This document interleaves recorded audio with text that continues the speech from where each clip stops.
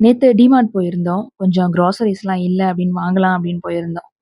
ஆனா, என்னோட கண்ணு எப்பவுமே இந்த டப்பா, box, water bottle, glass items இது மேலேயே தாங்க இருக்கும். இது என்ன ஒரு வியாதியான்னு தெரியல. ஷாப்பிங்ன்னு வந்தாலே ட்ரெஸ்ஸு பக்கமோ, சாரி பக்கமோ போக மாட்டேன்.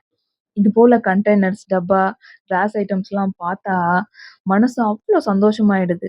என்னோட ஹஸ்பண்ட் கூட திட்டிக்கிட்டே இருப்பாரு. "எப்ப பார்த்தாலும் டப்பா டப்பான்னு வாங்கி தள்றியே!" அப்படின்னு. ஆனா எனக்கு என்னவோ, எவ்ளோ வாங்குனாலும் அது மேல அவ்ளோ ஆர்வமா இப்பவும் இருக்கும். வீட்டுக்கு வந்த உடனே கவர் கவரா இருக்கிற பொருள் எல்லாத்தையும் பிரிச்சு, பாக்ஸ்ல எடுத்து வச்சு, அத ஆர்கனைஸ் பண்ணா வரும் பாருங்க ஒரு திருப்தி. அது எதுலயுமே கிடைக்காது.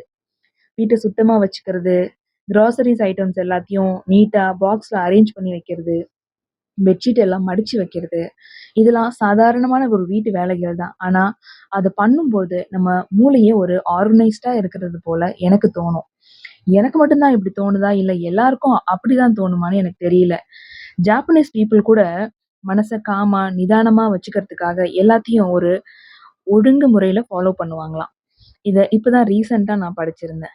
ஸோ இந்த விஷயம் உண்மையாவே ஒர்க் ஆகும். நான் இத ட்ரை பண்ணி பார்த்ததுனால சொல்றேன். ஸோ நீங்களும் இந்த மாரி ட்ரை பண்ணி பாருங்க.